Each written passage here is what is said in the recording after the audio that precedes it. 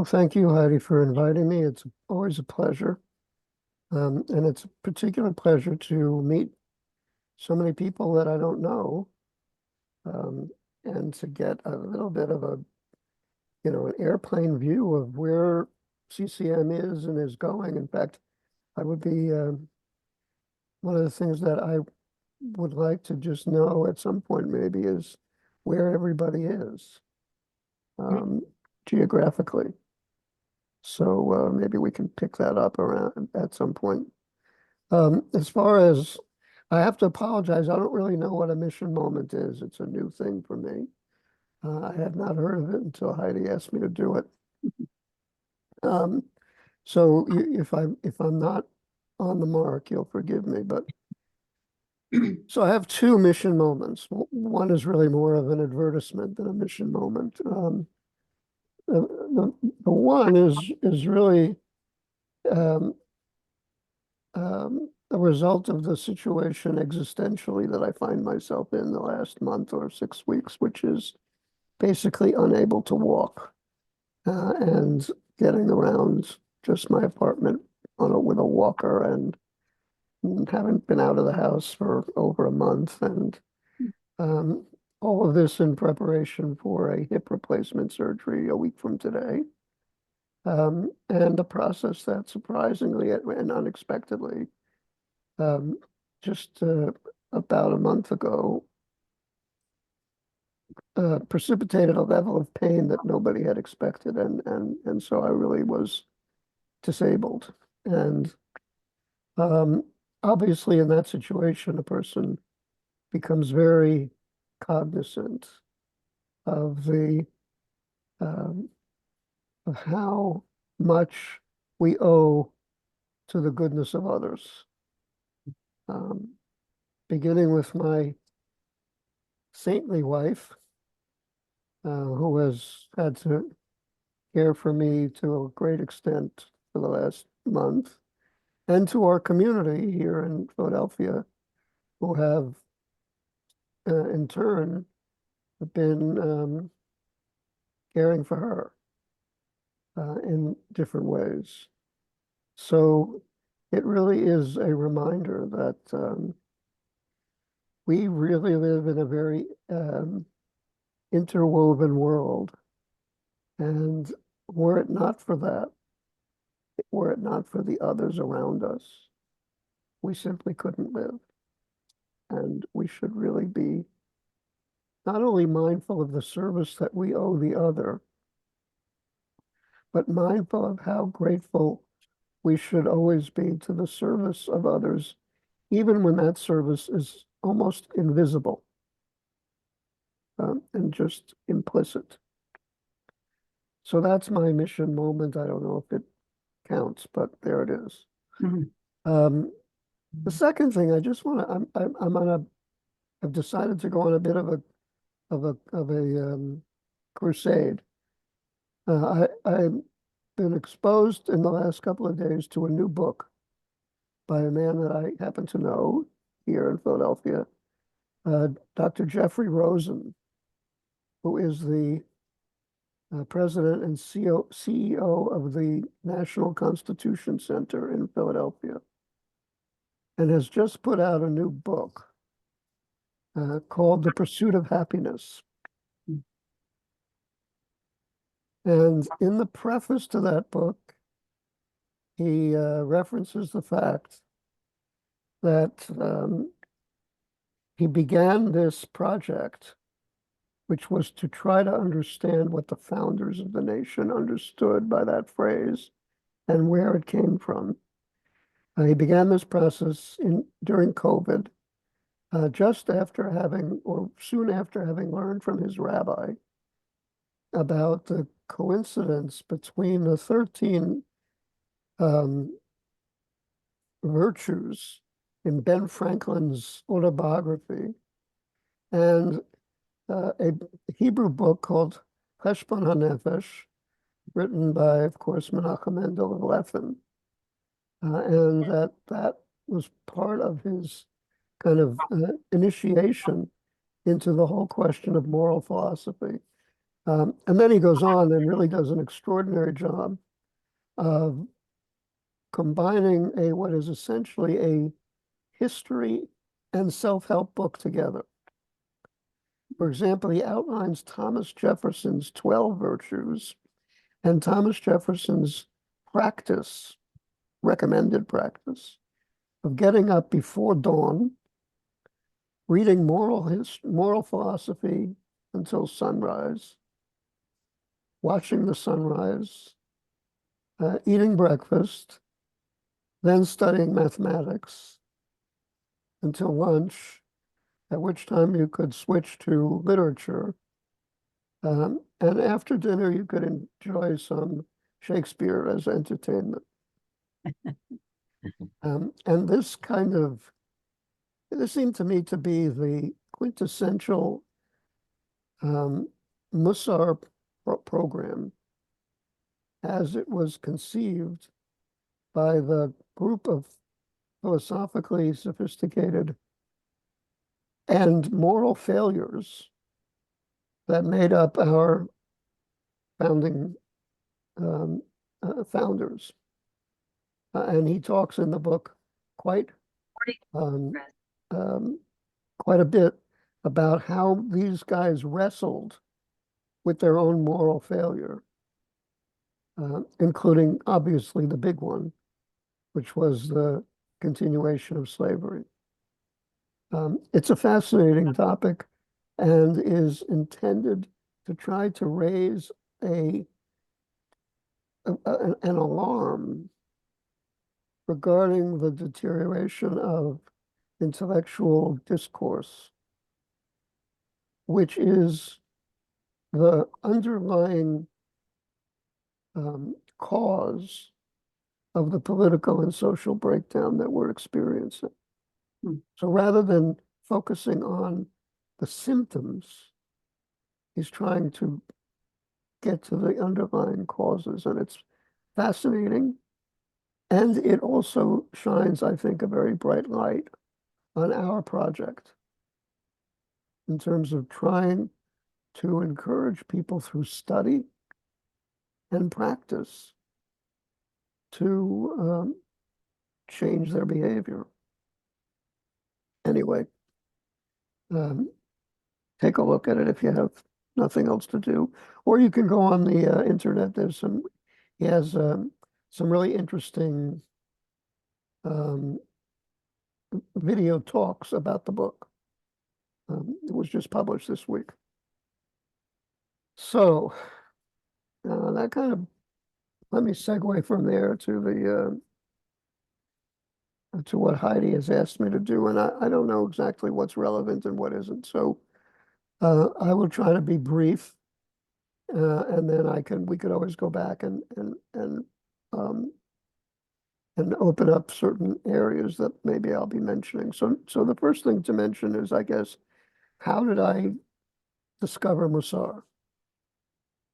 Um, because if you'd grown up in the 1950s and early 60s, as I did, even if you were fairly active as a liberal Jewish person, right, that is a non-Orthodox Jew, you'd never heard the word Mussar, right? It wasn't part of the Hebrew school curriculum. It was not something that rabbis talked about from the Bima. It was simply didn't exist. And if you were Orthodox, you'd heard the word Mussar, but you only used it as a curse word because many Orthodox people at that time associated Mussar with a kind of degenerated Mussar that crept into the yeshivot of Europe and America in the 1930s, 40s, and 50s, where Mussar became a kind of a stick for spiritual heads of yeshivot to threaten students that they were going to go to hell if they masturbated or something like that. And so many of the few friends that I had in the Orthodox world um, viewed my interest in Mussar as being kind of unbelievable. Why would anybody be interested in Mussar? Um, but for reasons that I may or may never understand, it spoke to me, right? The idea of a program, a project of spiritual development based on um, the fundamental understanding of the way in which human beings actually operate in the world, um, seemed to me to have the potential of uniting what were two significant interests in my life as a late adolescent, early adult. One being my involvement in the civil rights movement and the anti-war movement, and the other being my attraction to Jewish life and Jewish texts, um, which had been something that was with me since I was a little child, although somewhat inexplicably, since I did not have a background that would have predicted that. Um, anyway, I started to look around for things to read about Mussar, and there wasn't much, especially since at that time my Hebrew was not so good. Actually, it was non-existent. Um, so I read a couple of pamphlets, a couple of books, and I um, and I read a little bit of the Mussar literature that was available in English, including Mesilat Yesharim, which of course has been available in the Feldheim edition for many, many years.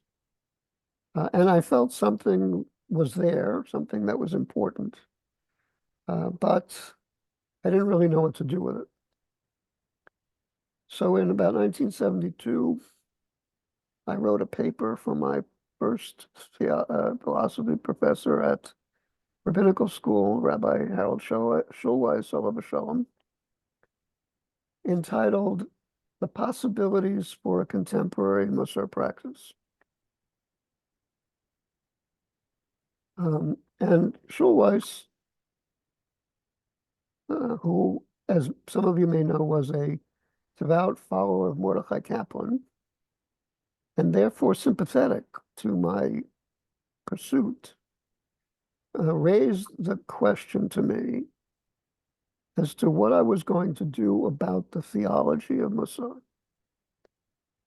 Because while the idea of ethical perfection was a laudatory idea, the theology that accompanied most of the Mussar texts was not only fundamentalist, but was probably the most fundamentalist genre of all in Jewish tradition. It had very little of the flexibility of, say, Midrash or even halachic discourse. It was really very kind of medieval. If you're good, you go to heaven. If you're bad, you go to hell. And he challenged me to try to figure out what to do with that.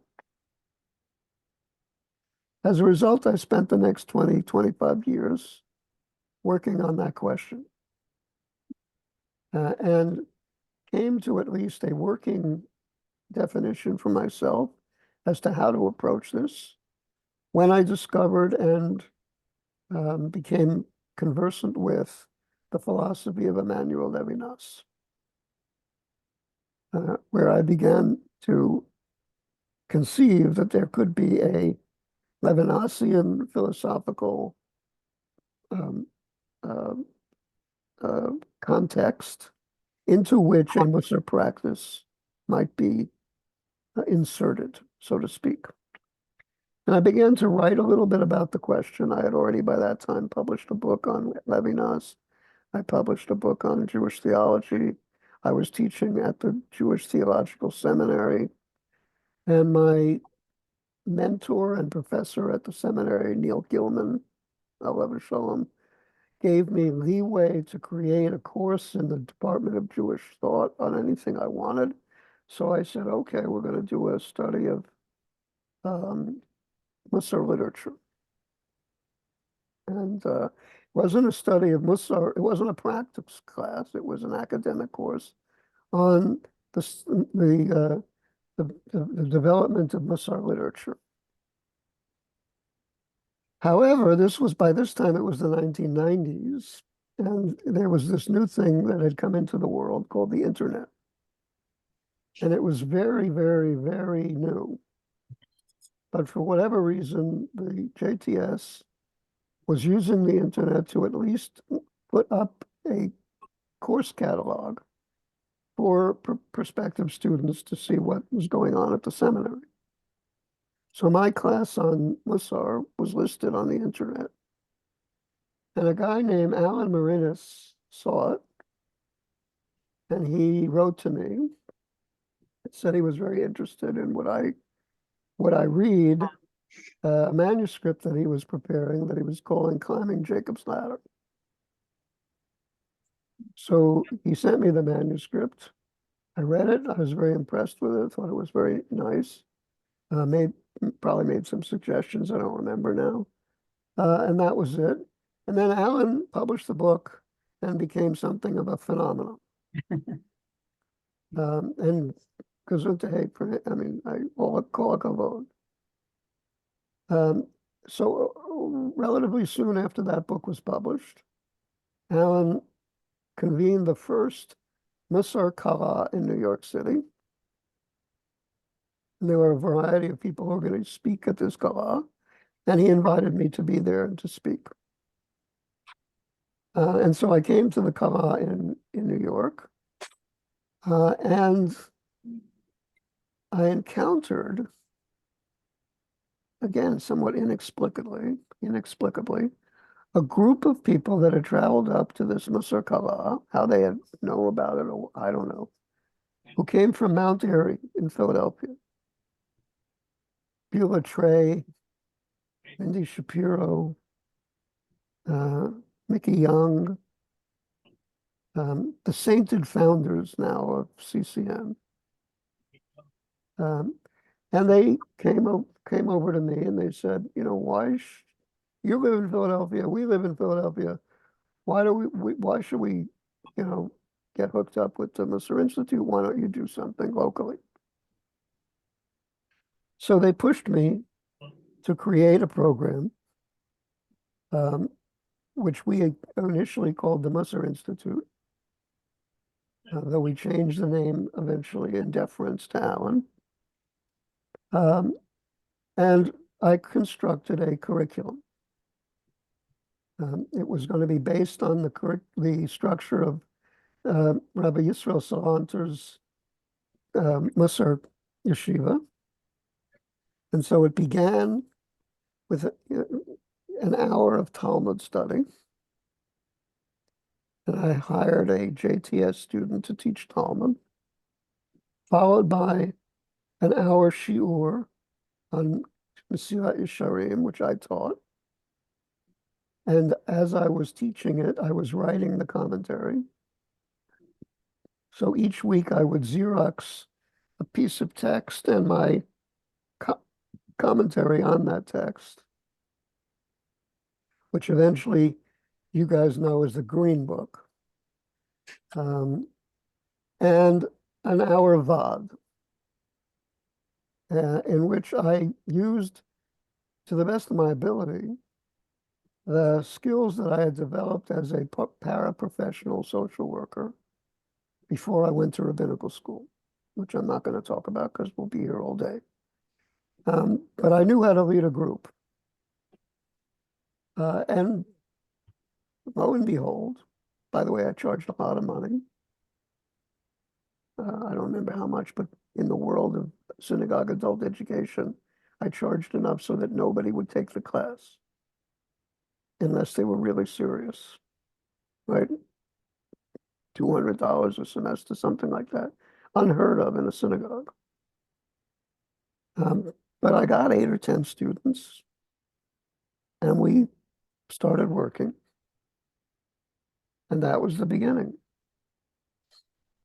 That group had some people leave the next year. New people join. Sonia, you weren't in the first year, were you? Second, yeah. Sonia joined. A few other people joined. Nancy Axelrod was probably there in the second or third year.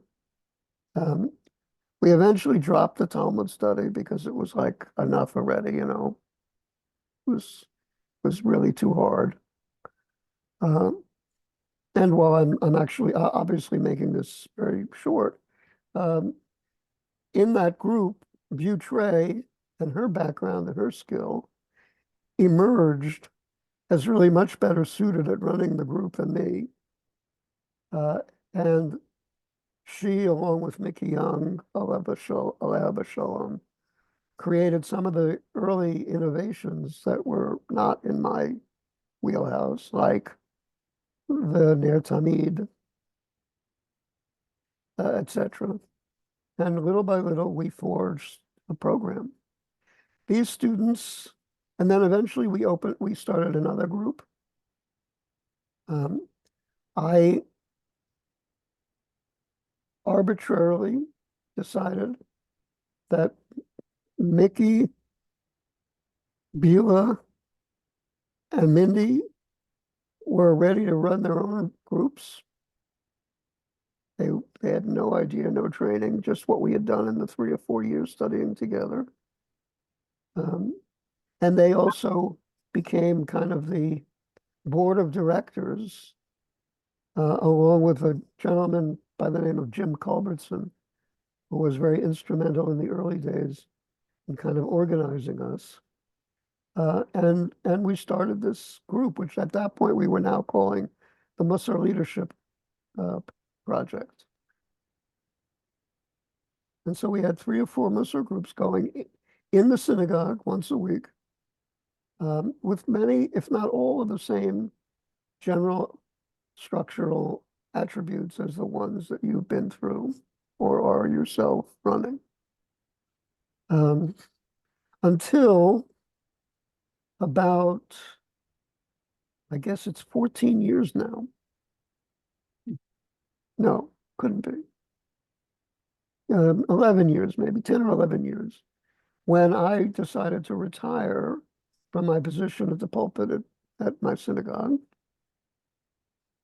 And the question of what we were going to do with the Mussar group and the Mussar groups kind of came into conversation.